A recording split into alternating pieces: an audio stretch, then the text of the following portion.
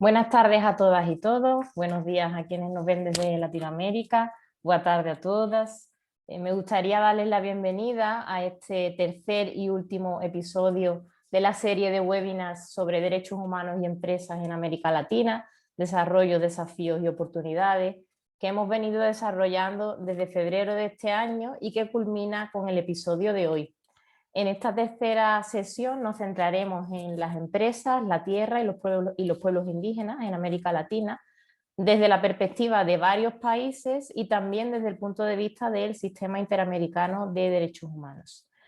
Esta serie de webinars ha sido organizada conjuntamente por el Nova Center on Business, Human Rights and the Environment de la Universidad Nova de Lisboa, junto con mis colegas Claire Bright y Celinda Grasa Pires, y también con el Instituto de Derechos Humanos y Empresas de la Universidad de Monterrey, con nuestro colega Humberto Cantú Rivera. Y además cuenta también con la colaboración de la Academia Latinoamericana de Derechos Humanos y Empresas y el Teaching Business and Human Rights Forum. Y por supuesto me gustaría agradecer a nuestros ponentes de hoy, Mariana, Salvador e Iván, por aceptar nuestra invitación a debatir sobre estas cuestiones y aportar sus experiencias y conocimientos en la materia. Quiero indicar que la sesión será bilingüe, algunos de los ponentes hablarán en español y otros en portugués. Y sin más preámbulo, me gustaría darle la palabra a la que será nuestra moderadora en el día de hoy, Ana Luisa Walter de Santana. Ana Luisa es profesora de Derecho Internacional de los Derechos Humanos en la Universidad de los Andes, en Colombia, y también es miembro del Consejo Ejecutivo de la Academia Latinoamericana de Derechos Humanos y Empresas. Muito obrigada, Ana Luisa, sejam muito bem-vindos e o palco é seu. Muito obrigada, Laura. Pues muchas gracias, muy buenos días para todos que están de este lado del Atlántico. Buenas tardes para los demás. Yo quisiera, por cierto, iniciar agradeciendo la presencia de todos y la invitación que nos hicieron para estar acá, pues compartiendo con tantos colegas de Brasil y de otras partes del mundo, y un tema tan interesante, pues aportando el tema de empresas y derechos humanos al contexto de América Latina. Nosotros tenemos 3 ponentes que nos van a brindar con sus conocimientos hoy. Yo quisiera pues brevemente presentarles también para no quitar el tiempo de exposición de cada uno, pero pues agradecerles por haber aceptado nuestra invitación. Acá nos acompaña Mariana Monteiro de Matos. Mariana es investigadora de pós-doutoramento do Departamento de Direito e Antropologia do Instituto Max Planck de Antropologia Social, é docente da Faculdade de Direito da Universidade Martinho Lutero de Halle-Wittenberg, relatora da Oxford Reports on International Law.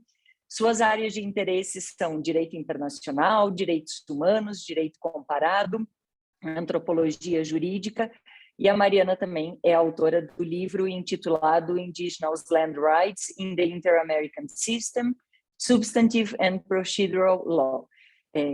Mariana vai apresentar a sua exposição em português, é uma das brasileiras que nos acompanham. Cada um dos ponentes vai ter de 10 a 15 minutos para fazer as suas apresentações, e eu quisiera pues invitar a todos que pongan sus preguntas en el chat, en el cuadrito de preguntas y respuestas, porque también la idea es hacer un debate y al final pues tener una ronda de preguntas para discutir un pouco los temas.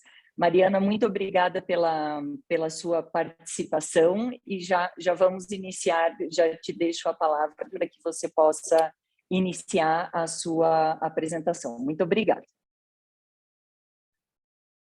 Obrigada, Ana. Obrigada, Laura, pelo convite. Vou começar o partilhamento da tela. Só um minuto. Aqui.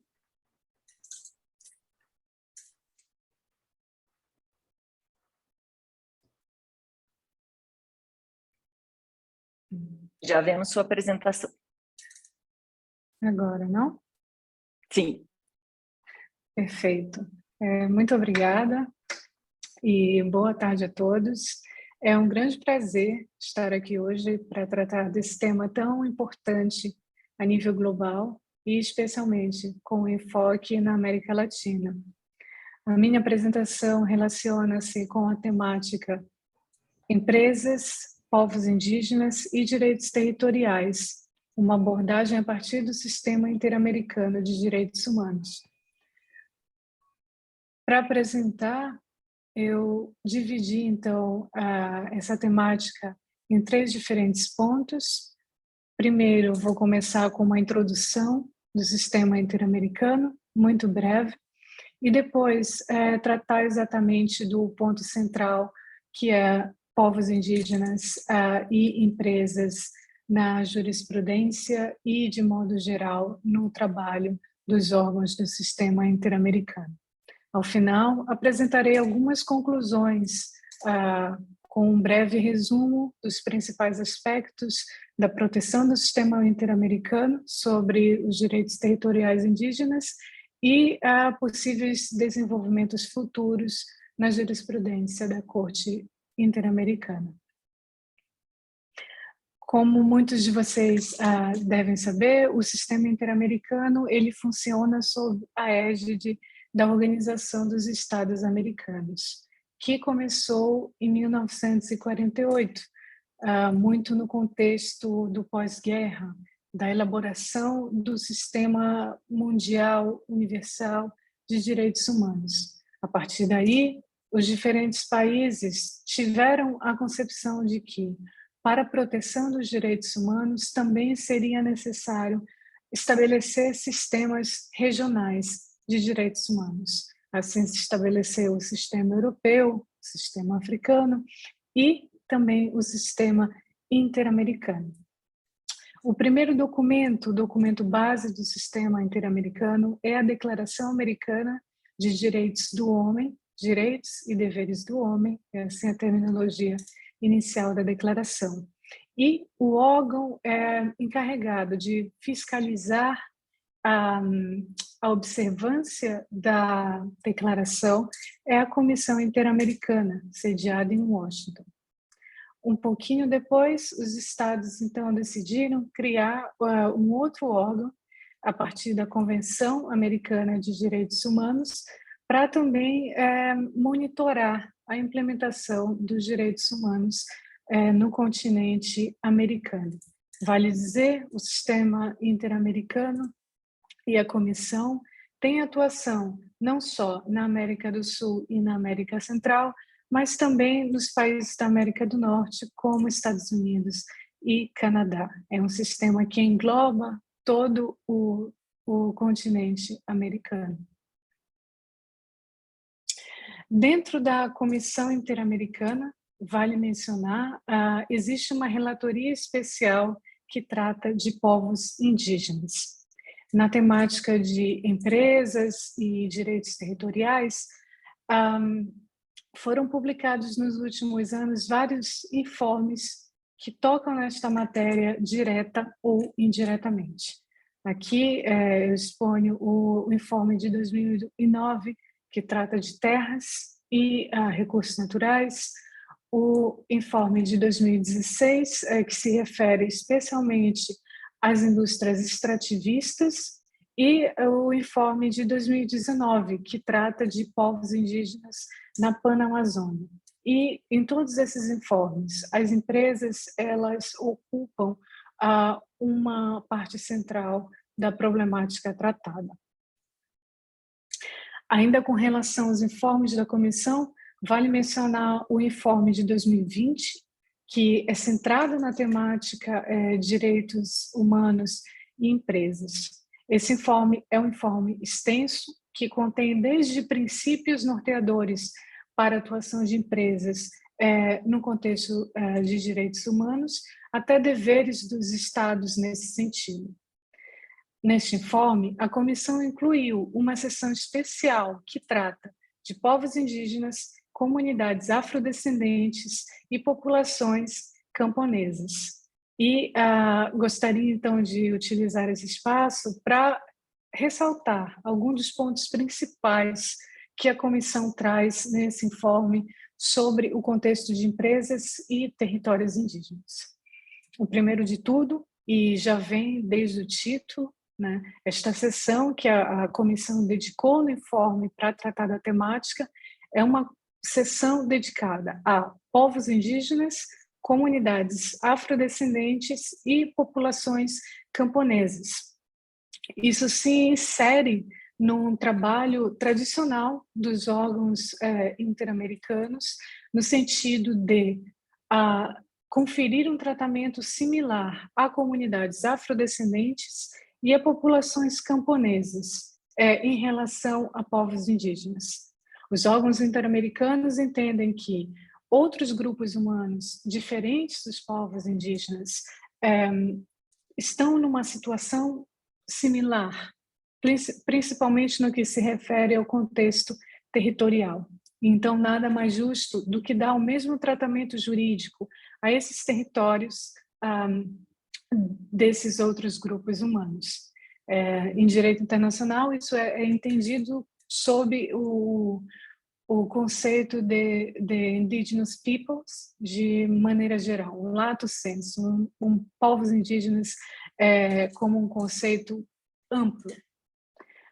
Outro ponto de destaque do informe é a situação dos territórios indígenas, que são muito afetados pelo setor extrativista e por projetos de desenvolvimento que têm interesse nesses territórios pelo alto grau de biodiversidade contida em territórios indígenas, o que não é novidade para ninguém.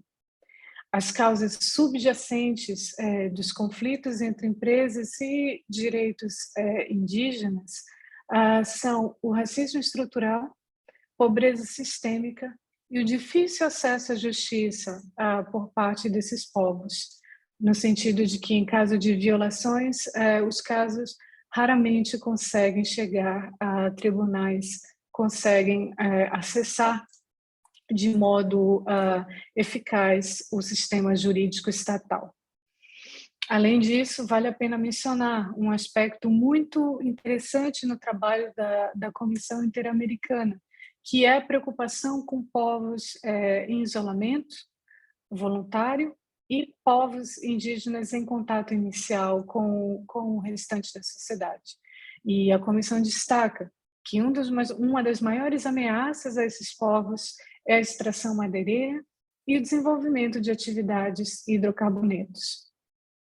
Por fim, a comissão menciona que, no contexto de empresas e direitos humanos, povos indígenas têm o direito de participar nas decisões que vão impactar em seus territórios. Possuem um direito irrestrito ao acesso à água e um direito também restrito à alimentação e à alimentação tradicional, de acordo com as particularidades de cada povo. E isso se traduz também em obrigações estatais nesse sentido. Dito isso, gostaria apenas de brevemente elucidar a base legal por trás dessa proteção jurídica do sistema interamericano em relação a territórios indígenas.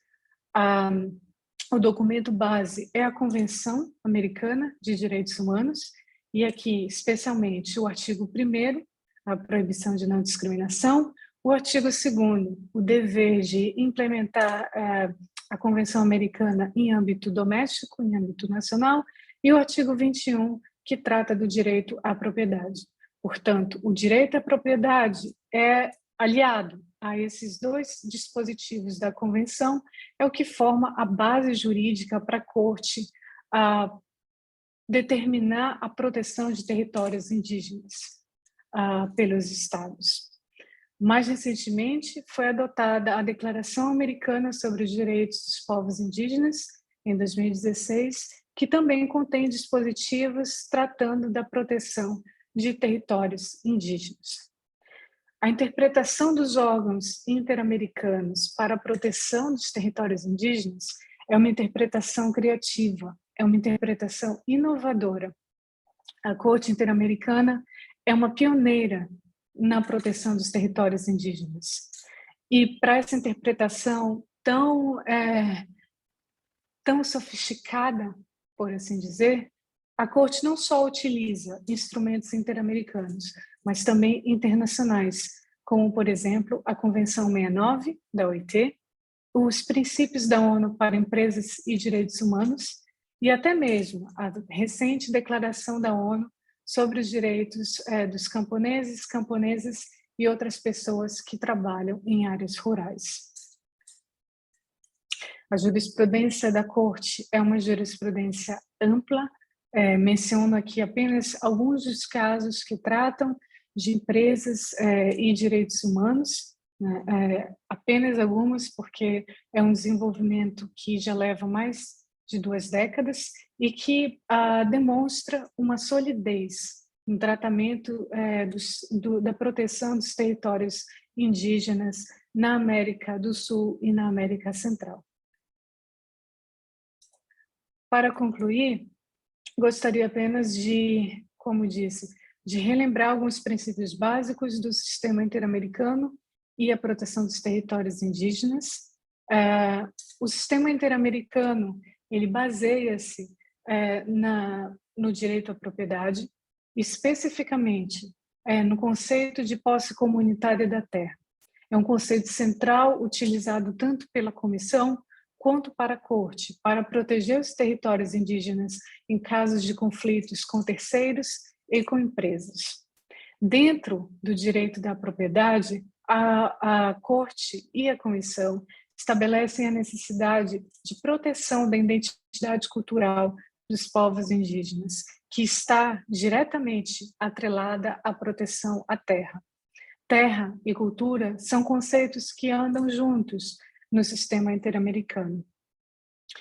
É uma proteção extremamente complexa, extremamente abrangente, para dar conta da realidade dos povos indígenas e das populações afrodescendentes e camponeses que estão em situações similares. E essa proteção, ela inclui não só garantias, mas também salvaguardas para a proteção dos direitos territoriais que devem ser cumpridas pelo Estado. Um dos exemplos são os direitos participativos, a obrigação de consulta livre, prévia e informada, assim como a obrigação de realização de um estudo de impacto socioambiental que respeite as tradições indígenas. Por fim, e vale a pena mencionar que a temática de empresas e direitos humanos no sistema interamericano é um tema de crescente desenvolvimento e atenção por parte da Corte, como demonstram as recentes decisões contra o Peru e contra o Brasil, mais recentemente, em 2020. Espero que vocês tenham gostado da apresentação. Agradeço imensamente, novamente, e muito obrigada. Obrigada, Mariana, obrigada pelas suas considerações. A gente vai ter tempo para debater o assunto que é tão interessante e tão importante e que é um dos pilares do sistema interamericano também.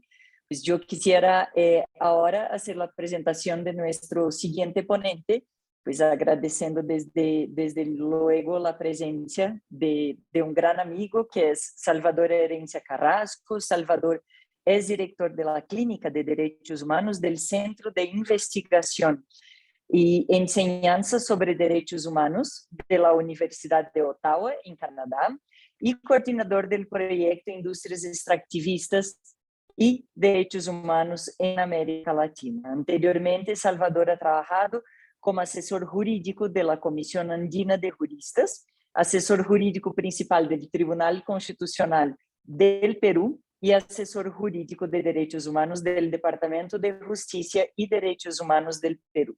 Salvador tiene una amplia experiencia en el tema de empresas y derechos humanos y pues es siempre un placer escucharte.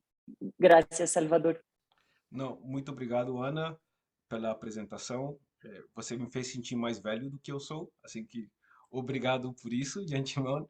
Pero bueno, muy buenos días o muy buenas tardes a todas y todos. Es un enorme placer para mí estar con ustedes acá en este webinar. Saludos a mis colegas de la Escuela de Nova, a mis colegas de la UDEM y a todos mis colegas del régimen de empresas y derechos humanos que están atendiendo a este webinar, y un saludo especial a mi colega Laura Íñigo por la gentil invitación de tenerme acá.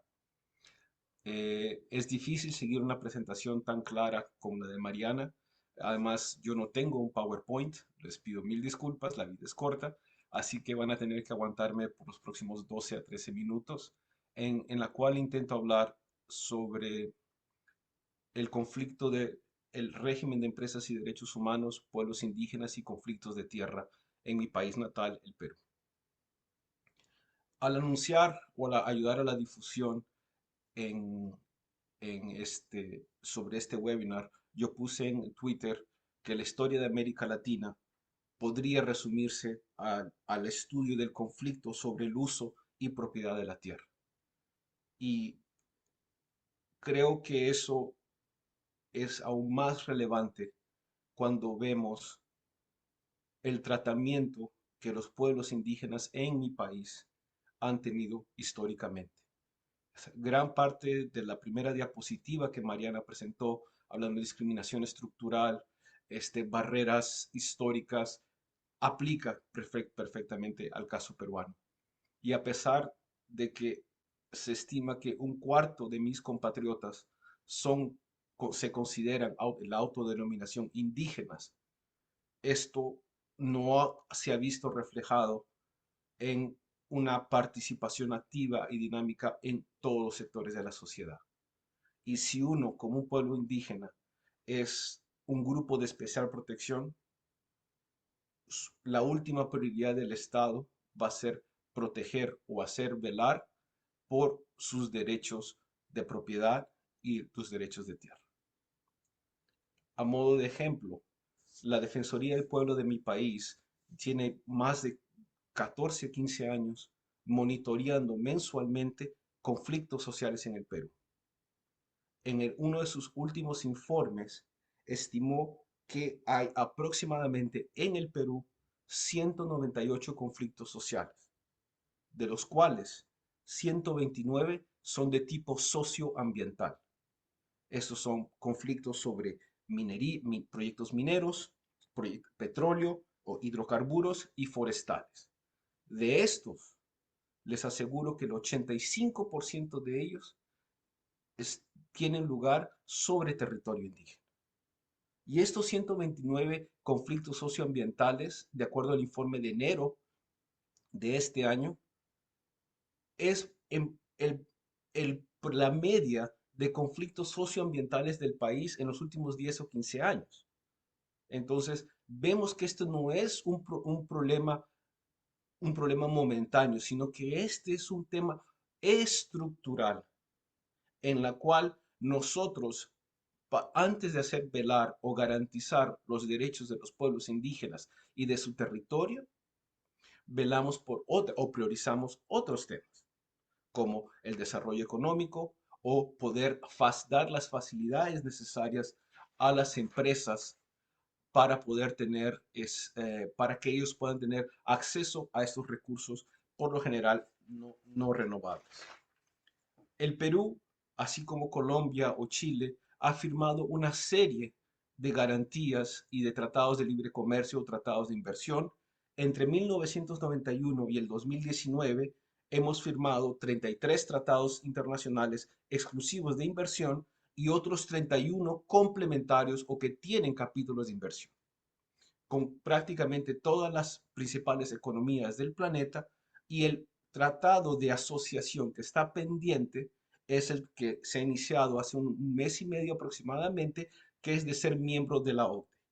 Entonces, esto representa que el país, en la ratificación de estos tratados, ha tenido que adoptar muchas normas internas o creación de organismos específicos para que su legislación esté en acorde con lo que demandan los países con quien se ha estado negociando.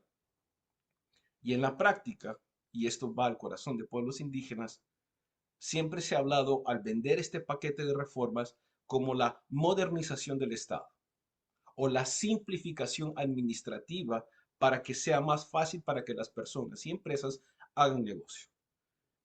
En el contexto de esta presentación, esto significa que se reduce la capacidad regulatoria y la autonomía de entidades ambientales, de derechos humanos o de organismos ambientales.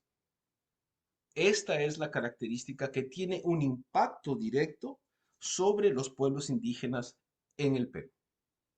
Porque entonces vemos que en aras de permitir o facilitar el desarrollo de proyectos extractivos, se minimiza o se limita la capacidad de las entidades estatales de proteger los derechos de los pueblos indígenas, incluyendo su derecho a la tierra y el territorio. ¿Cómo es que esto se manifiesta? Esto se manifiesta a través de tres formas. En primer lugar, ¿quién es indígena? Entonces, si bien el convenio 169 tiene el elemento de autoidentificación como uno de los principios rectores, esto ha sido utilizado por gobiernos para decir, usted solamente es indígena las personas que viven en la Amazonía. Si usted está en la sierra, usted no es indígena y por lo tanto no está cubierto por las protecciones del convenio 169 y la Declaración de las Naciones Unidas, entre otros. En segundo lugar, yo reconozco el territorio y aquí un poco el caso Lacajonjat versus Argentina de la Corte Interamericana, pero no le doy el título de propiedad. Entonces, sé más o menos cuál es su área, pero como no, usted no tiene los títulos de propiedad, también mirando a la Corte Interamericana, el caso Cuna versus Panamá, entonces yo puedo expandir las zonas de influencia de proyectos, sea hidrocarburos o mineros, y la disminución de la capacidad de las entidades regulatorias.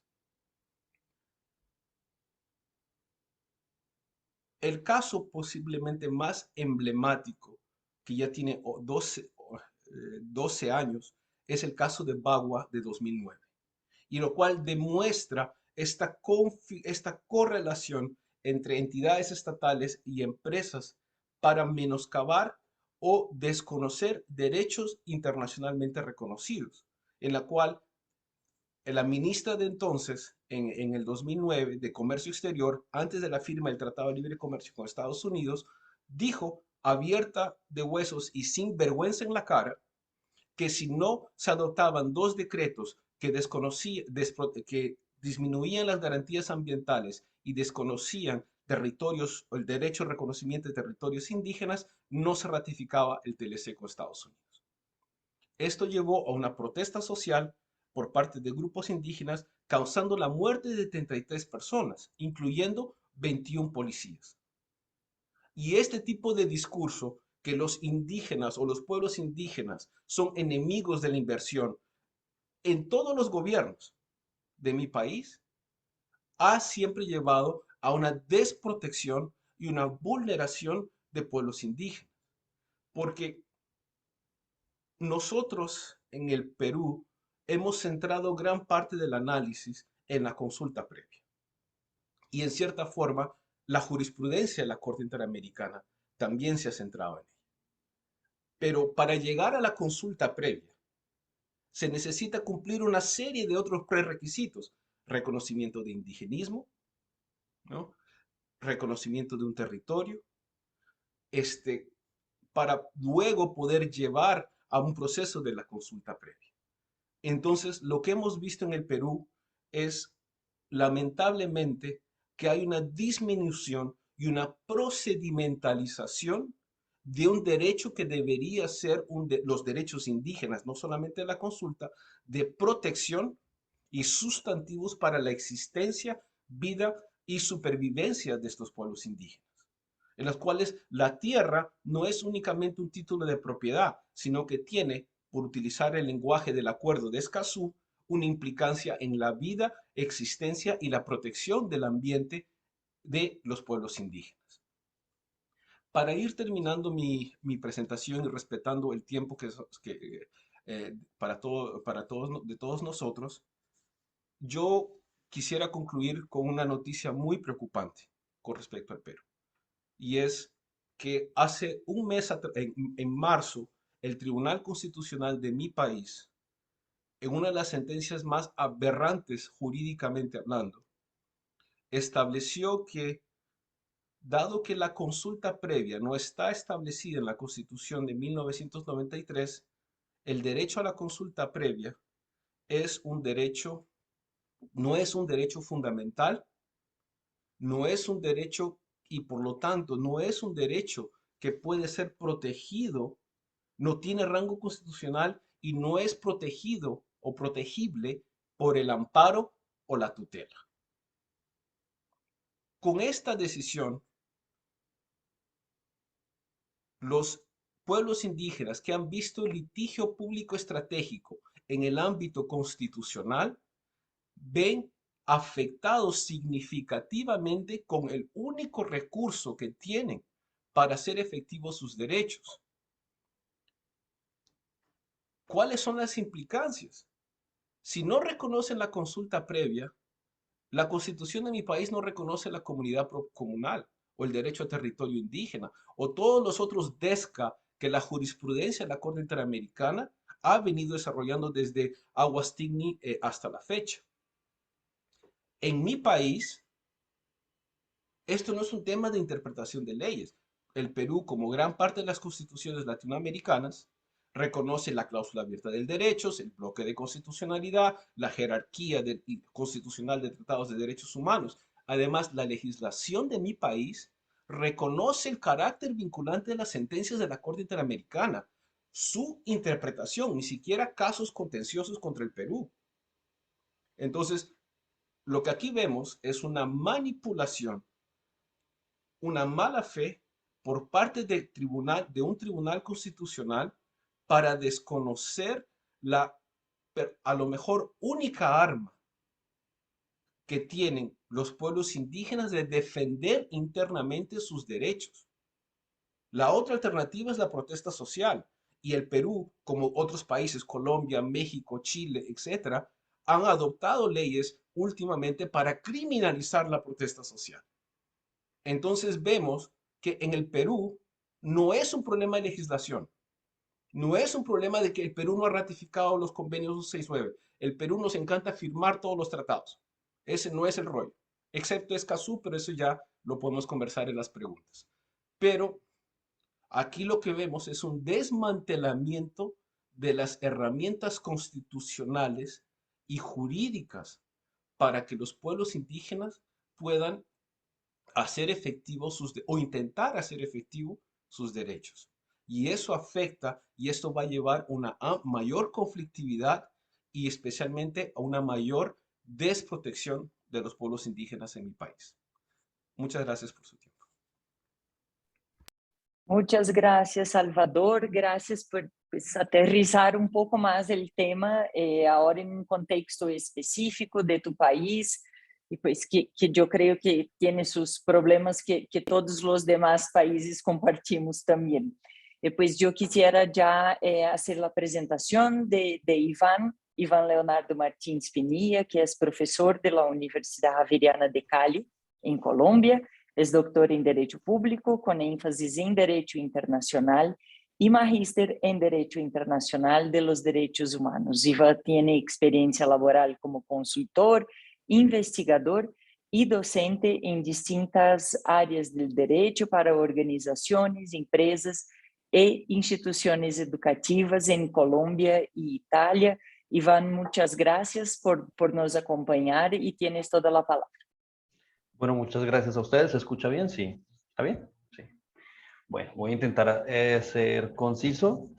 Tengo, como les decía al inicio de nuestro evento, tengo un problema de salud. Ayer tuve un evento un poco complicado, pero bueno, intentaré ser lo más conciso y lo más breve posible. Voy a compartir pantalla entonces.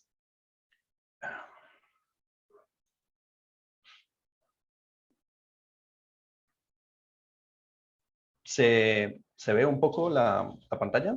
¿Sí? Todavía, ahora sí. ¿Ahora sí, sí? ya Muy vemos tu bien. pantalla. Sí, Muy bien. muchas gracias. Estoy intentando abrir la presentación completa, pero algo pasa. Bueno, voy entonces a un poco a introducir mi charla sobre despojo, pero fundamentalmente quiero enfocarme no tanto en la descripción del fenómeno del despojo como un evento o como un elemento esencial del conflicto armado colombiano. No se trata de hablar del despojo en el contexto colombiano, sino que se trata de hablar del despojo dándole una mirada, observándolo desde la acción internacional, la acción de los mercados, por ejemplo, y la forma en la que proponemos nosotros desde el semillero de investigación de perspectivas críticas del derecho, del cual soy líder y tutor, proponemos nosotros, necesitamos darle un cambio, una manera diferente de entender lo que conocemos como despojo y acaparamiento de tierras. Partimos, por supuesto, del caso colombiano, pero no nos quedamos en la descripción de lo que ha pasado en Colombia al respecto, sino que intentamos poner en contexto 3 sistemas de derecho internacional. Sería el sistema de derecho penal internacional, el sistema de derecho internacional humanitario y en general el sistema de derechos humanos en todo lo que tiene que ver con la acción de las empresas y de los mercados internacionales en el acaparamiento de tierra. Entonces, digamos, la primera consideración que ponemos es que usualmente en el conflicto armado colombiano y en general en las interpretaciones que tenemos del fenómeno del despojo en el conflicto armado colombiano, se ha entendido el despojo como una táctica llevada a cabo por grupos paramilitares. Estos son grupos que no son ni fuerzas armadas regulares, ni tampoco policías, sino que son grupos armados al margen de la ley, algunos de izquierda, algunos de derecha, perdón, que con el paso del tiempo y durante casi ya lastimosos 30 años han desolado en varias regiones colombianas, han desolado a las poblaciones fundamentalmente, y creo que las mayores víctimas de esto es la población campesina y por supuesto la población indígena en los resguardos indígenas y en los cabildos que existen en Colombia, porque en Colombia constitucionalmente las poblaciones y los pueblos indígenas tienen autonomía administrativa y una cierta autonomía también jurisdiccional.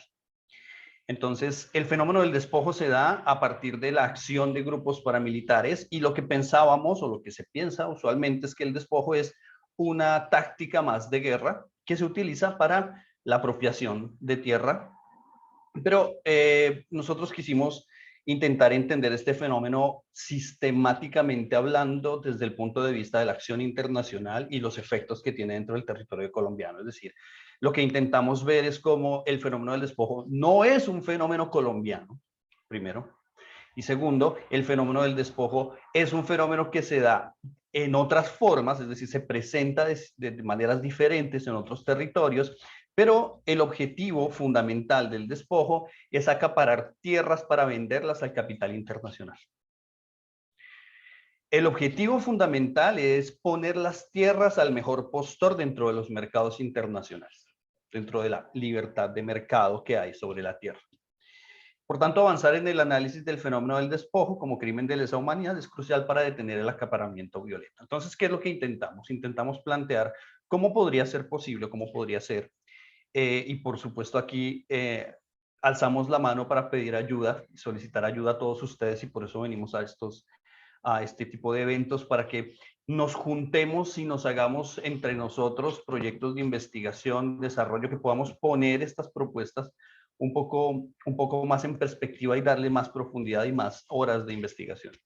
Entonces, la primera consideración, por ejemplo, el Observatorio Global Land Matrix registra transacciones por 5.600.000 hectáreas, perdón que no veo, desde el año 2000, es decir, una superficie superior a la totalidad de Costa Rica. Sin embargo, el acaparamiento de tierras en la región es todavía mucho peor, pues en esa extensión solo se tienen en cuenta acuerdos realizados por extranjeros en predios mayores a 200 hectáreas, en los que existe un cambio de producción de pequeña a gran escala, además de que únicamente se consideran transacciones transparentes y de que existe un subregistro por la dificultad de contabilizar otras modalidades de acaparamiento. Y efectivamente, lo que estamos viendo aquí es que el despojo no es un fenómeno aislado, sino que el despojo está unido estratégicamente a la acción del acaparamiento de tierra.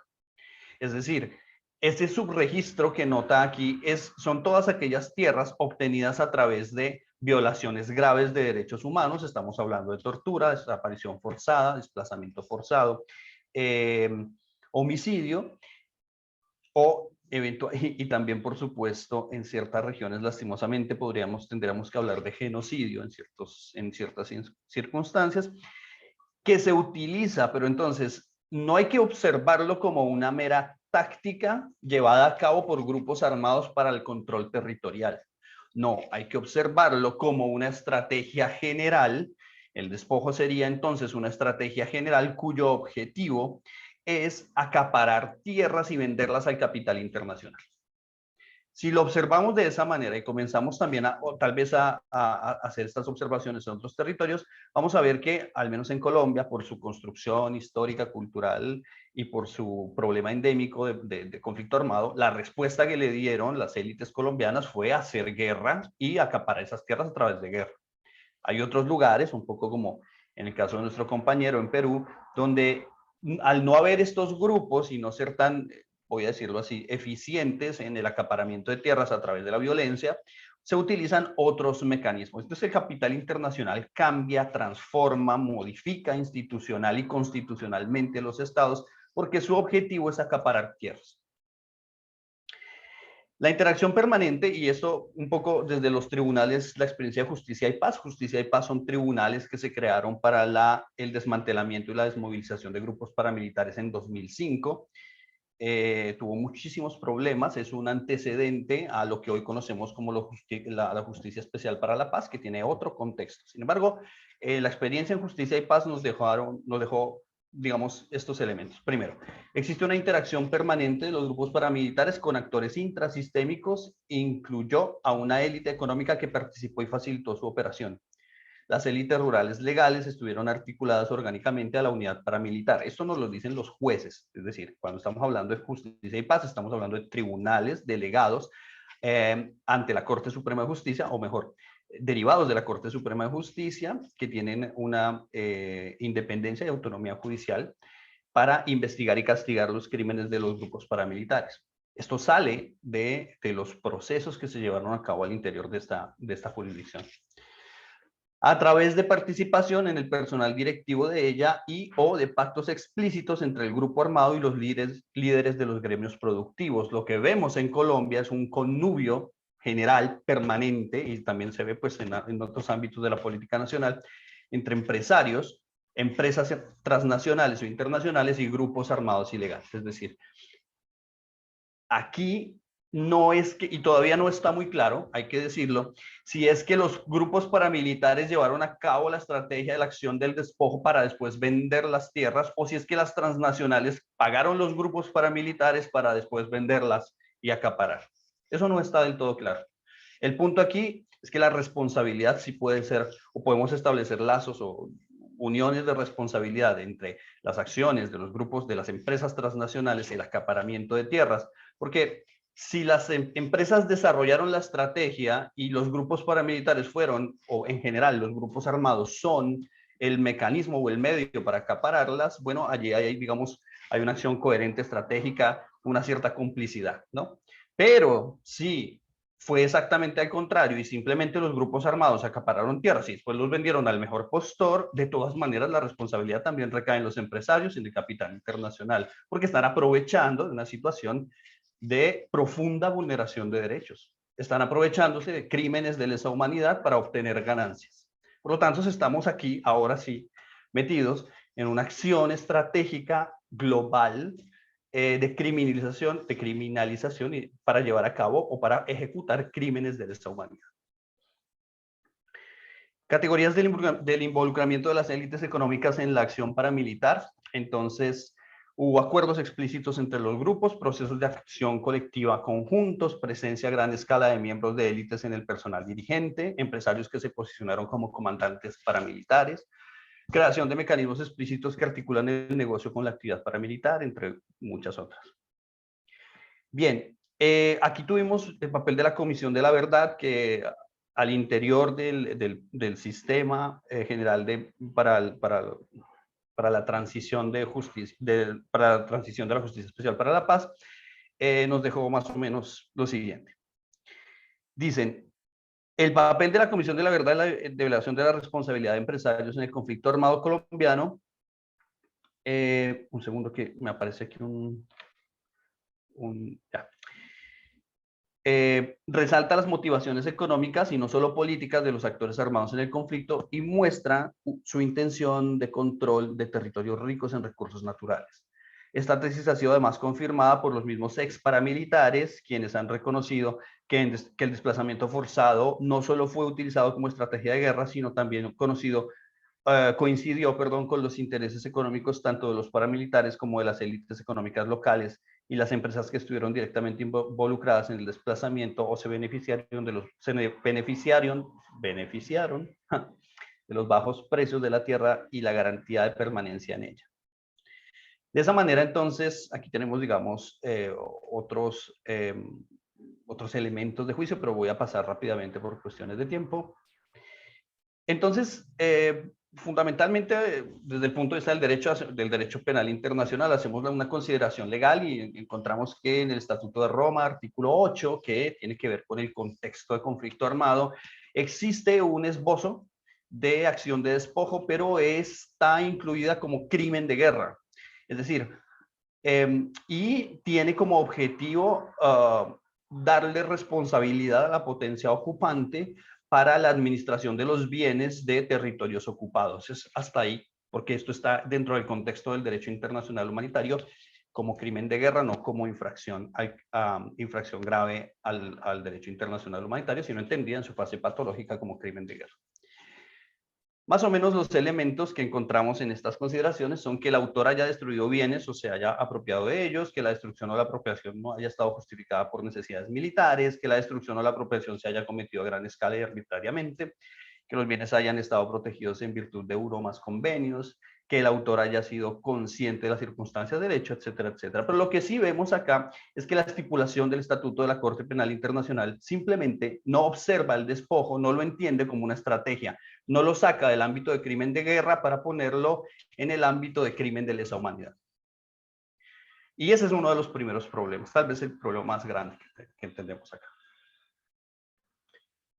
La propuesta normativa, entonces, a la cual nosotros intentamos aproximarnos, esto a través de una tesis de pregrado que acaba de salir, pero que hemos discutido mucho también en otros espacios y que estamos a punto de publicar en un par de publicaciones de libros al respecto, sería lo siguiente. Primero, tenemos un sujeto activo, que serían los individuos vinculados directa o indirectamente con instituciones transnacionales, estados, empresas, organizaciones internacionales. Bueno, sujeto pasivo sería la población civil, puntualmente pequeños productores, campesinos e indígenas.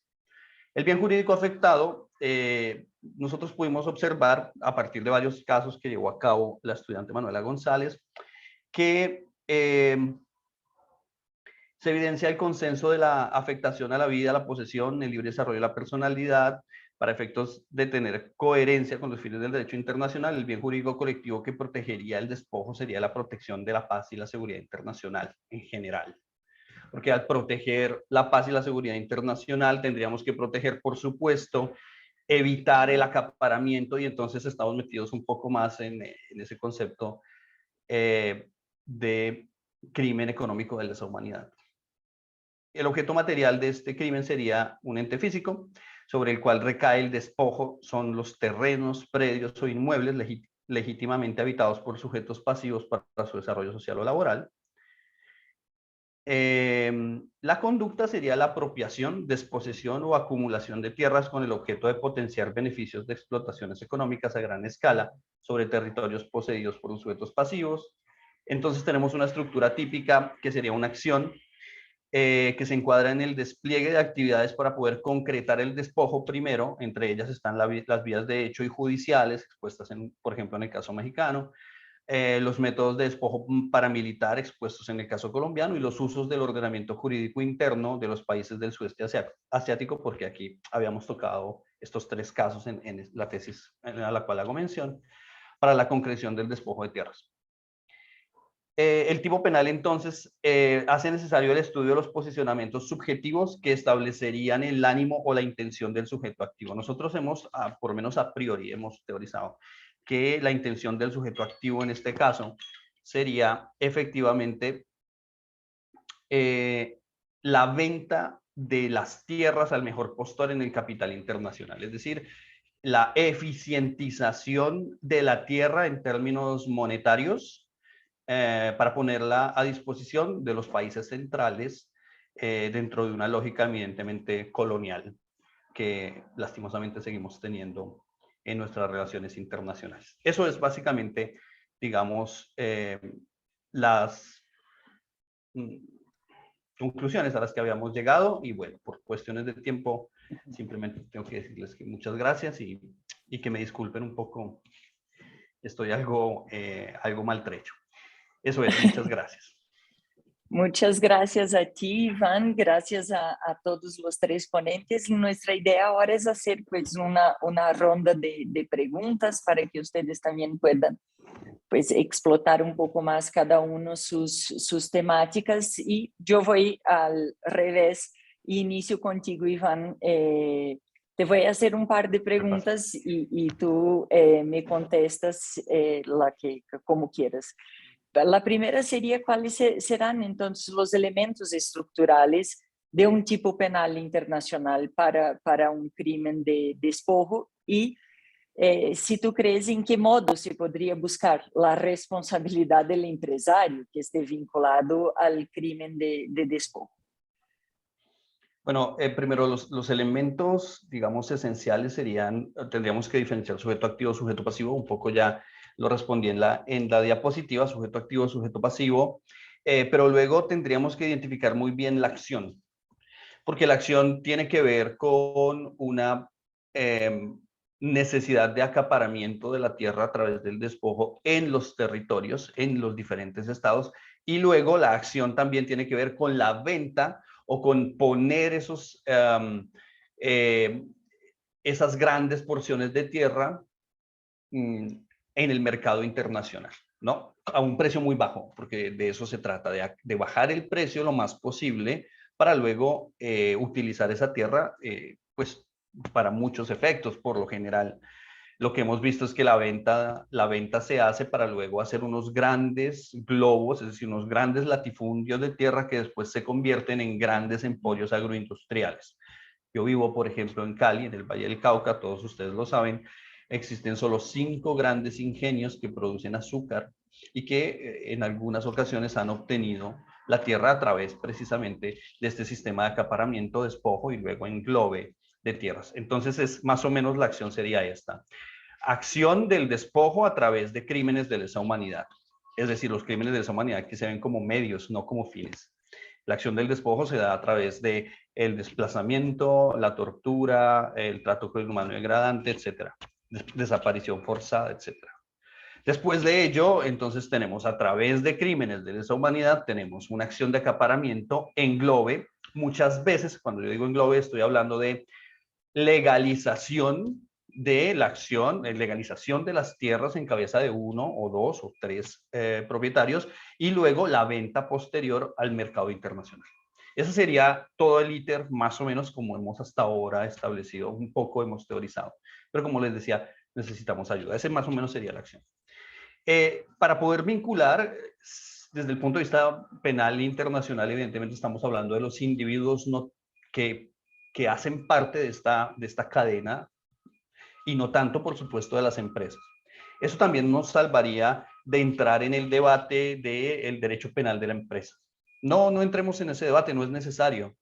Si nosotros pudiéramos crear a través de un crimen económico de lesa humanidad, o por lo menos a través de la estipulación del crimen de despojo, las obligaciones concretas sobre los individuos que participan, tampoco habría necesidad de pensar en la extraterritorialidad de la aplicación de la ley penal y mucho menos en la nacionalidad de quienes actúan allí.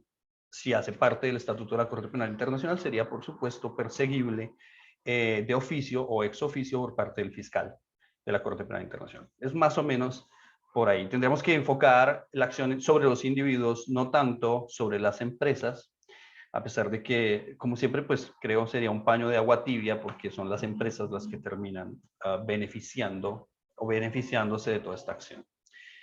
Más o menos esa es la propuesta.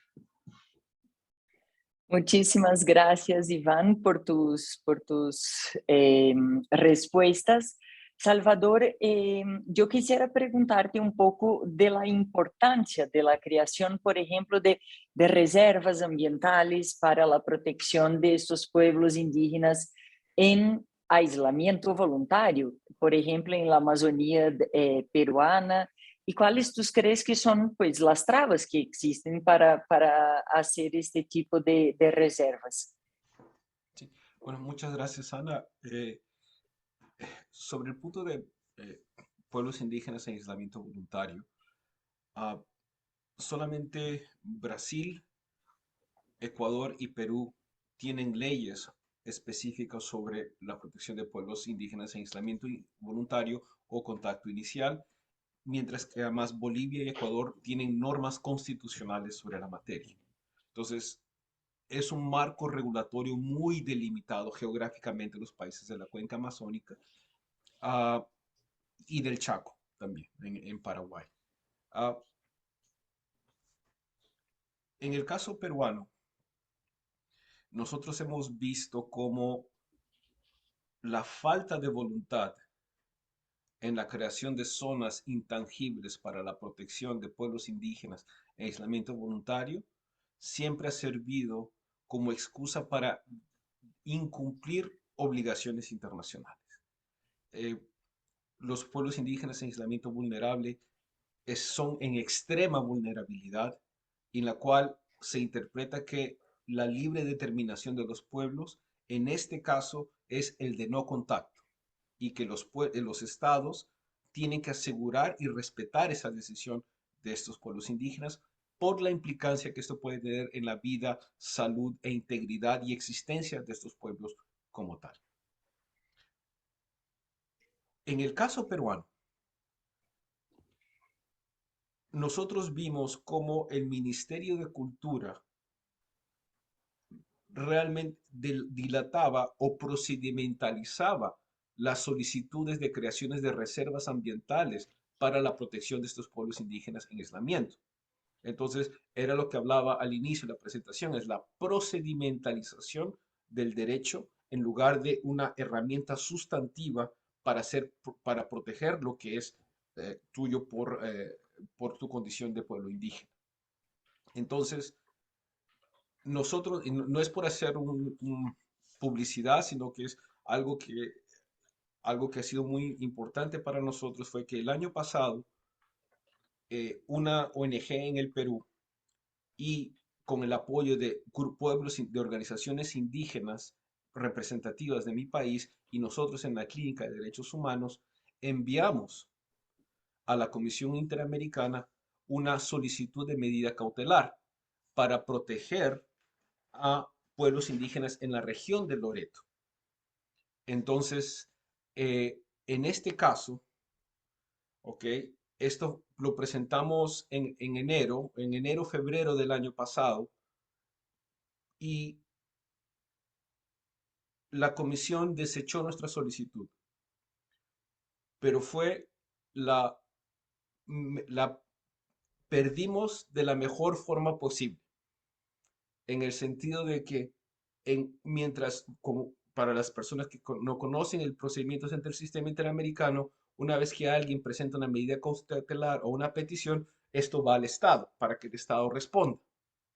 Entonces, en este plazo de que cuando llegó la solicitud de medida cautelar, el Viceministerio de Interculturalidad, que fue creado para monitorear y proteger y cautelar los derechos de pueblos indígenas, creó la reserva que estábamos buscando. Y en abril del año pasado se creó la reserva Yabarita-Piche en la región de Loreto, es aproximadamente 1 millón de hectáreas, para la protección de los pueblos indígenas en aislamiento voluntario. Esta es la primera reserva natural indígena que fue creada para proteger específicamente a estos pueblos indígenas. ¿Okay? Hay, si no me equivoco, otros 3 casos que están pendientes y lo voy a dejar ahí, puesto que tenemos un rol ahí, entonces no quiero dar un poco más de información de lo que no deba, pero, y si me permites, Ana, en 45 segundos, decir que hay un vacío en la jurisprudencia de la Corte Interamericana sobre pueblos indígenas en aislamiento voluntario. Pero este vacío dejará de existir en el próximo año, año y medio, puesto que hay un caso sobre los 2 pueblos indígenas en aislamiento de Ecuador. Disculpe, no voy a decir no me acuerdo los nombres, no sé pronunciarlos bien los nombres, pero se encuentra en la reserva zona intangible Yasuní, y es el primer caso contencioso que la Corte Interamericana establecerá o determinará las obligaciones de los estados de proteger a estos pueblos indígenas en especial. Si les parece, si quieren conversar sobre este caso, con mucho gusto podemos profundizar en las preguntas, porque aquí es tierra, ambiente, derechos económicos y qué se entiende por bien común y bienestar general de la nación. Pero Ana, lo dejo por acá. Muchas gracias. No, gracias a ti, Salvador. Mira, es que tenemos más también preguntas para ti. Yo creo que voy a pasar a Mariana para que conteste las preguntas y regresamos después contigo porque Mariana también tiene una pregunta para ti. Mariana, de tu parte, pues yo quisiera un poco preguntarte ¿cuál es la relación entre, ou qual é, perdão, a relação entre a situação da empresa nos territórios indígenas na América Latina com esse contexto global dos povos indígenas? Obrigada, Ana, pela pergunta. Basicamente, os povos indígenas são afetados a nível global no que trata da questão de empresas, né? São indústrias extrativistas, indústrias de vários setores, né? Que tentam, de alguma forma, explorar economicamente territórios indígenas, né? Então, o contexto que nós temos na Amazônia, né, em termos de conflito, não é muito diferente do contexto que, vamos dizer, os Maori têm na Nova Zelândia, ou o contexto que outros povos têm ao redor do mundo. E, nesse sentido, é muito interessante ver que isso também chega aos tribunais, né? A decisão da Corte Africana de Direitos Humanos e Direitos dos Povos, né, de 2017, se eu não me engano, que trata do caso do povo Odiek, né, que vivia na floresta que se chama Mau Mau, né, e que foram despojados, né, das suas terras pela criação de não lembro exatamente qual foi o tipo de empreendimento nesse território deles.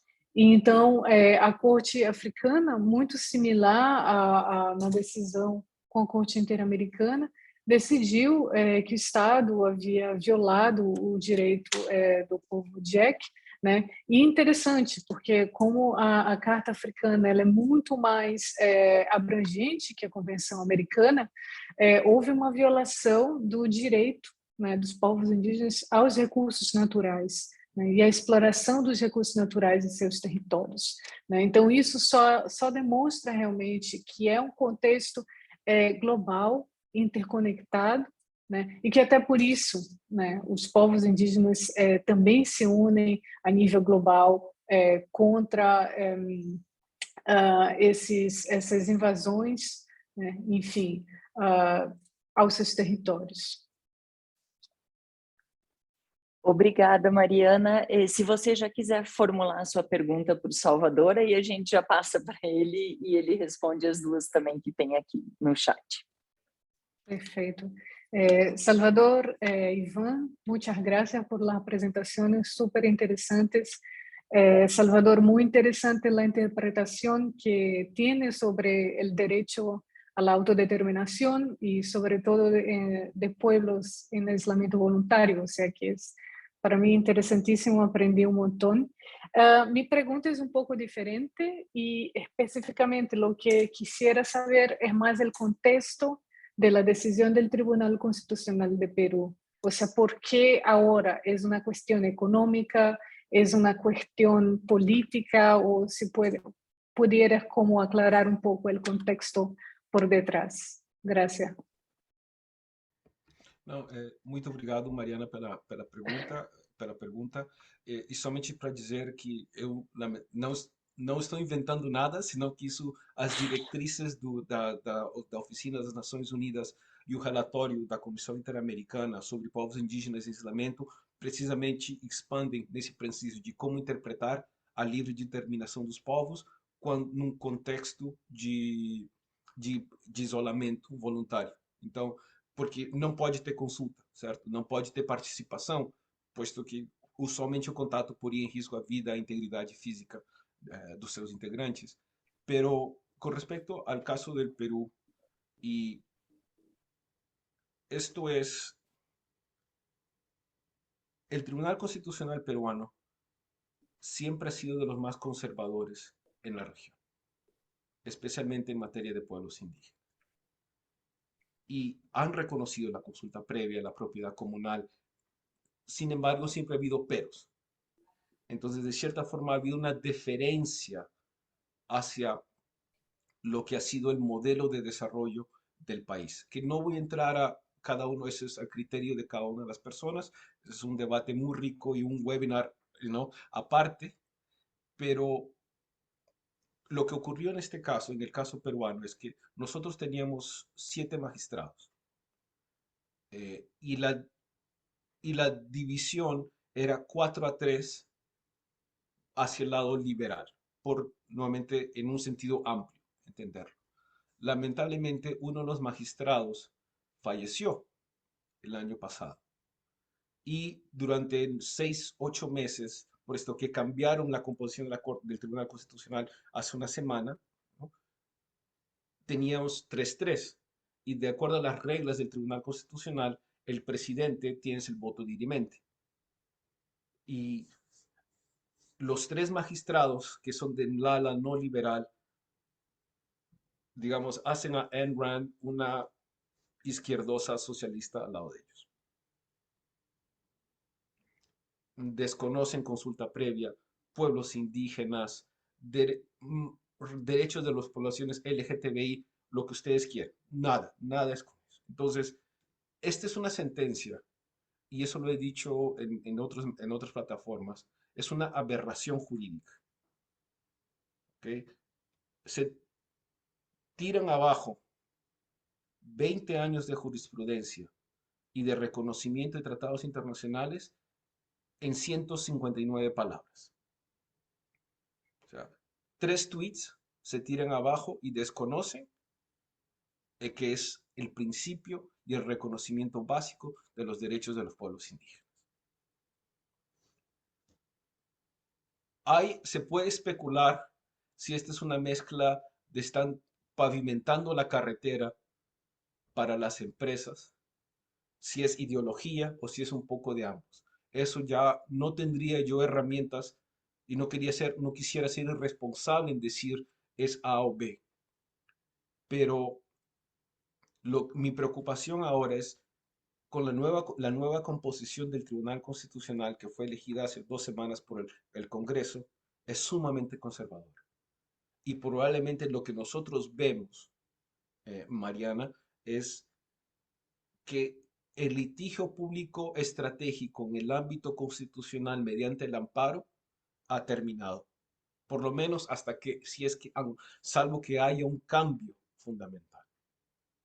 Entonces, esto nos va a abrir, y esto es muy importante, con Ana hemos trabajado y discutido esto varias veces, en ir al fuero civil, a la responsabilidad civil extracontractual, ¿no?, los tort en el derecho anglosajón, como mecanismo para intentar hacer valer los derechos de pueblos indígenas o de otras actividades que, digamos, que puedan ser contestatarias hacia el régimen, lo que estamos viendo ahora, que es una mirada conservadora en el reconocimiento de derechos, aunque sea con el fin de agotar recursos internos para ir al sistema interamericano. Entonces, se imaginan, y Mariana lo sabe mejor que nosotros, llevar casos ante la Corte Interamericana nosotros al trabajar con pueblos indígenas es, señor, ojalá que su hijo esté bien de salud, porque esos son 10, 15 años, si es que les va bien, ¿no? Para que haya un caso ante la Corte. Entonces, es un panorama muy sombrío y es posiblemente la, el, el desconocimiento de la consulta previa más grave que yo he visto en tribunales constitucionales o salas constitucionales de la Corte Suprema en toda América Latina. Y eso es una vergüenza, pero también llama la atención que en 20 años, desde Aguas Stigney, hasta ahora no hay ni un caso en la Corte Interamericana contra pueblos indígenas en el Perú. Y eso hay muchas preguntas para responder el por qué. Si tenemos 129 conflictos socioambientales mensuales. Lo dejo acá porque después de verdad me pongo mucho más bravo de lo que ya, de lo que generalmente soy cuando hablo sobre estos temas. Muchas gracias, Salvador. Iván, tú tenías la mano. Sí, Por favor, adelante. Era un poco para la pregunta, no pues sí, la pregunta va dirigida a Salvador, tiene que ver con la intervención que hizo Mariana hace un segundo. Nosotros analizando otro caso, que es el caso de Santurbán, nos dimos cuenta que en el caso colombiano, la Corte Constitucional colombiana tenía una posición hace unos 10, 12 años, una posición mucho más garantista y de protección de pueblos, en general pueblos indígenas y en general de pueblos, de comunidades que hacían, en Colombia existe por supuesto la consulta previa, pero existe otra figura que se llama consulta popular, que es una consulta liderada por el alcalde, es decir, la autoridad regional, la autoridad del lugar, que se oponían a proyectos mineros. Bueno, esos conflictos se fueron postergando con el tiempo, se fueron pasando por el tiempo, y el punto es que la Corte Constitucional toma una decisión, llega a una decisión final, y la decisión, y de hecho las últimas 3 decisiones de la Corte al respecto de las consultas, tanto previas como consultas populares, fue la siguiente, fue lo que tiene que hacer o lo que debe proteger la Constitución es la forma en la cual se llevan a cabo los acuerdos y la consulta en sí misma, es decir, se enfoca en la protección de la consulta, en que la consulta sea más o menos equitativa. Pero todos sabemos acá que en la praxis las consultas nunca funcionan como deberían ser. Las consultas utilizan mecanismos poco claros, poco transparentes. Las empresas utilizan formas muy sofisticadas de persuasión. Muchas veces ya, por supuesto, ya llegando a nuestro tema, violencia concreta para persuadir a los pueblos indígenas y etcétera. Entonces, yo creo que las Cortes Constitucionales, y ahora me parece, no sé si Salvador tenga la misma idea, parece que están transitando hacia un enfoque de protección, saliendo de un enfoque proteccionista y llegando a un enfoque liberalista de acuerdo entre grupos sociales, que evidentemente no tienen las mismas capacidades de decisión, no son los mismos. Me parece que, al menos en el caso colombiano, y no sé si tú estás de acuerdo, Salvador, aquí estamos viendo un fenómeno parecido que además es pues desalentador, como siempre, en estos temas. Iván, lo que usted dice, yo creo que un libro de un artículo a las personas que nos están escuchando, el artículo de César Rodríguez Garavito sobre precisamente esta tecnificación sobre la consulta previa, si bien tiene 7 u 8 años de publicado, sigue vigente al día de hoy. Entonces las y los invito a que puedan revisar ese artículo. Pero lo que usted dice también es otra parte, una cosa que no hemos explorado mucho, que es la common lawización de nuestro derecho civil. Entonces, hablamos de los jus constitucionales comunes, al final de cuentas estamos intentando utilizar más herramientas del common law para crear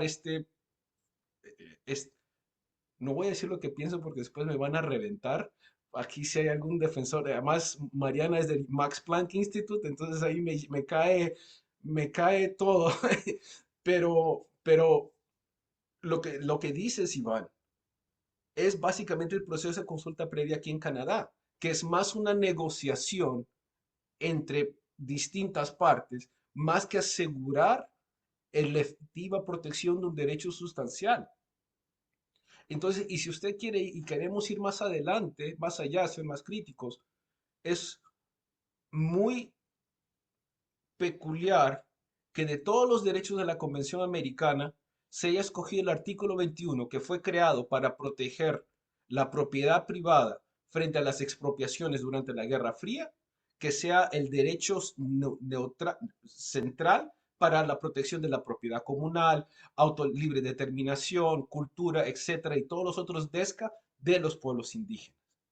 Entonces, aquí lo que vemos, y un poco a la tercera pregunta de Álvaro en el chat, Álvaro, encantado de saludarte y conocerte por acá, es precisamente, hay una especie, lo que yo estoy viendo es que se estamos intentando empujar hasta donde se puede la concepción de derecho.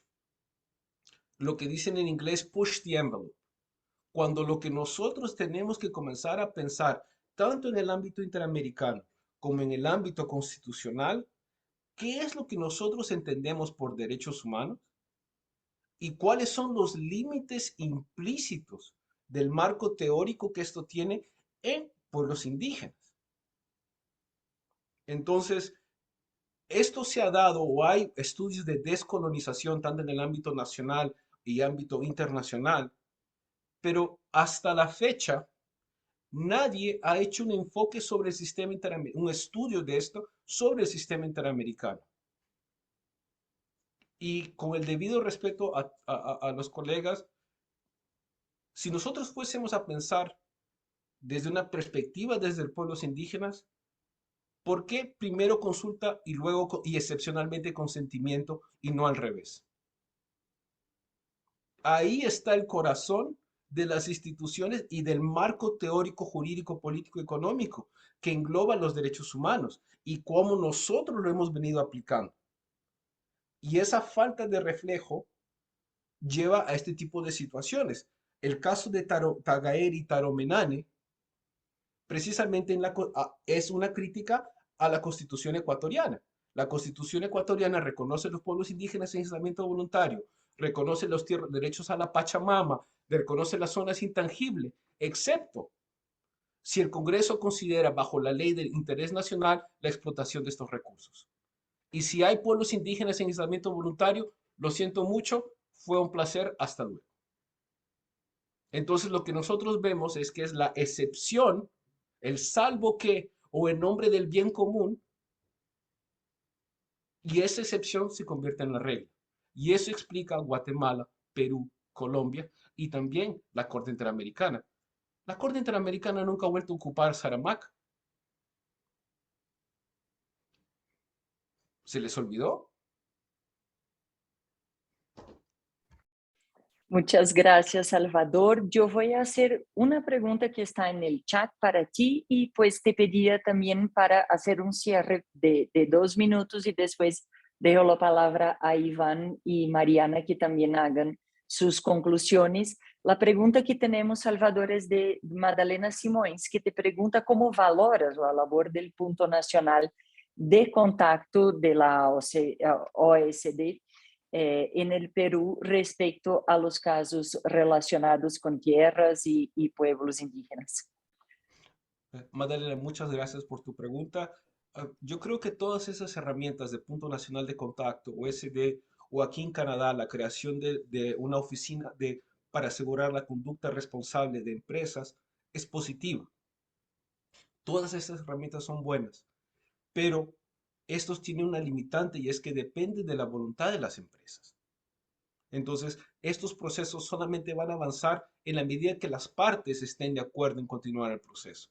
Entonces, como cualquier tipo de mediación, ¿no? Están limitadas a las herramientas que éstas tienen, ¿no? Entonces, ahí es difícil decir es fácil decir, estos puntos nacionales de contacto no sirven. lo he escuchado varias veces, pero no es del todo cierto. O sea, ellos hacen lo que están, a lo que están posibilitados y limitados. No, no se les puede pedir ultra vires que se vaya más allá de lo que dice el tratado. No todos podemos ser Corte Interamericana de reescribir artículo 26 de la Convención Americana, ¿no? Entonces, que es en buena hora, por si acaso, para evitar cualquier tipo de conflicto, ¿no? Pero aquí un poco el reto, Magdalena, es también ver el rol de las empresas en asegurar esta responsabilidad, esta actuación responsable y de esta conducta empresarial responsable. Los lineamientos de la OCDE son claramente, lo dicen de forma expresa, que independientemente del marco normativo del estado donde usted opera, usted está obligado o se recomienda utilizar el highest standard, el mayor estándar posible en la protección de los derechos humanos. Entonces, si usted es una empresa operando en América Latina, sus abogados o sus estudios de abogados tienen que tener el libro de la Konrad Adenauer con su digesto de jurisprudencia de la Corte Interamericana. Tiene que tener el libro de Mariana sobre cómo entender derechos de los pueblos indígenas, porque ese es el derecho aplicable. No es una sentencia de un tribunal internacional, eso es lo que nos vincula, ese es el control de convencionalidad, eso es el control, es reconocer el carácter constitucional, que los tratados de derechos humanos son parte del bloque constitucional. Entonces, ahí hay, Magdalena, creo que hay la responsabilidad de las empresas de también liderar bajo el ejemplo. Ninguno de ustedes compraría una casa, en el caso de que puedan comprar una casa frente a los precios del mercado inmobiliario, si es que el vendedor o la vendedora no tiene un título de propiedad, o si hay un problema de linderos. ¿Por qué las empresas no exigen lo mismo al Estado? Y yo lo dejo por acá para escuchar a Iván y a Mariana. Gracias, Salvador. Iván, adelante, por favor. Con Bueno, 2 minutos para conclusiones. 2 minutos para conclusiones. Yo creo que un poco también respondiendo a la pregunta que le hicieron a Salvador, metiéndome en el problema, es difícil curar un cáncer con aspirina. Es muy complicado poder solucionar problemas tan complejos a través de mecanismos que están creados desde el mismo sistema de pensamiento, forma de pensamiento. Yo creo 2 cosas. La primera, ya lo he dicho pues en otros eventos, en otros espacios, pero tenemos que volver sobre esto. Debemos avanzar hacia la constitucionalización de las relaciones entre actores jurídicos transnacionales. Constitucionalización de las relaciones yo creo que está perfectamente delimitada entre estados y desde el punto de vista del derecho público internacional. Está clara la constitucionalización.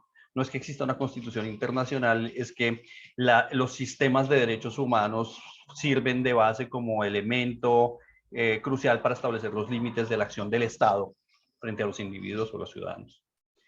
Pero no existe nada y todavía hay una gran reticencia de sistemas que no son estatales, sistemas transnacionales de derecho, en observar a los derechos humanos como su único límite, como un límite de interés social. El interés común debe prevalecer sobre los otros siempre e inclusive en acciones transnacionales, y para poder hacerlo tiene que observar los derechos humanos como límite, y eso no está pasando y no va a pasar.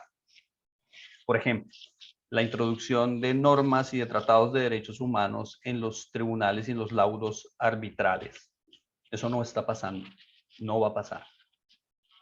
La acción o la interpretación, la estipulación de jueces internacionales que tengan la capacidad de superar el problema de la aplicación extraterritorial de la norma penal y también de la norma administrativa, por ejemplo. Pero además de eso, y creo que más hacia el fondo, no podemos pensar ninguna de esas herramientas que son al fin y al cabo herramientas eminentemente jurídicas, procedimientos y normas. No las podemos pensar a través de un pensamiento que ya está colonizado a priori, es decir, es un pensamiento colonial. Y en esto cierro con el profesor Enrique Dussel. El profesor Enrique Dussel, mexicano, sostiene que con el nacimiento, de pronto me pongo muy filosófico, pero no importa, de eso se trata. Allá tenemos que llegar a pensar. Con el nacimiento del ego cogito, nace también el ego conquiro. Quiere decir, con el nacimiento del yo pienso científico occidental, nace también el yo conquisto. Un científico no observa un bosque para hacer un poema. Un científico observa un bosque para hacer sillas y mesas. Es decir, lo eficientiza, lo instrumentaliza, lo desarma, lo destruye, ya desde el momento en que lo piensa. Y es ahí donde tenemos que pensar los derechos actuales, los del futuro, los de aquí a 200 años. Es en ese lugar, es de construir la constitucionalización, no de los derechos, sino del pensamiento occidental. Y esa deconstrucción no se da en soluciones que hayan podido aportar ni John Ruggie, ni los principios de Naciones Unidas de Empresas y Derechos Humanos, ni las políticas operativas del Banco Mundial, ni, por supuesto, las acciones de los puntos de los National Contact Points de la OSD. No se dan ahí. Ahí tenemos que pensar en elementos, en instrumentos, en herramientas, como por ejemplo el concepto muy básico, pero es el concepto de extractivismo, pero extractivismo espiritual, extractivismo de pensamiento, extractivismo como elemento epistémico de la forma del pensamiento occidental. Y bueno, creo que hasta ahí, creo que no podemos seguir hacia allá, pero hasta ahí. Por ahí va. Muchas gracias, Iván. Mariana. A mí me encantaría seguir el debate también, pero tenemos que terminar. Solamente para agradecer, para mí, o sea, yo soy de la Amazonía, estoy hace mucho tiempo en Alemania, pero soy de allá y para mí es siempre importante mantener las puentes y saber exactamente lo que se pasa on the grounds. Y creo que un poco en esa discusión pudimos hacer eso y realmente me encantó. Fue un honor compartir el panel con ustedes y bueno, estoy abierta y ojalá podamos seguir con colaboraciones en el futuro. Muchas gracias. No, gracias a ti, Mariana, muchas gracias a Salvador, a Iván, a todos y a todas que nos acompañan, por cierto. Pues yo quisiera otra vez expresar mi gratitud a querida Laura, que nos ha invitado a moderar esta sección, al Nova Center y pues a los colegas de la UDEM. Y pues agradecerles a todos por la participación. Laura, te dejo la palabra por si quieres hacer un cierre y muchas gracias. Obrigada, Ana. Muchas gracias a todos. Simplemente agradecer de nuevo a los tres magníficos ponentes que hemos tenido. Creo que el debate ha sido muy rico, que podríamos continuar horas, pero estoy segura que tendremos más oportunidades para continuar con el debate de tierra, pueblos indígenas y empresas. Solo indicar que este webinar está grabado y lo subiremos a la página web de Nova, con lo cual para aquellos participantes tendrán acceso a los 3 vídeos de la serie. Y sin más, de nuevo agradecerles y buenas tardes a todos y todas. Muchas gracias, hasta luego. Muchas gracias, hasta luego. Hasta luego, que les vaya muy bien.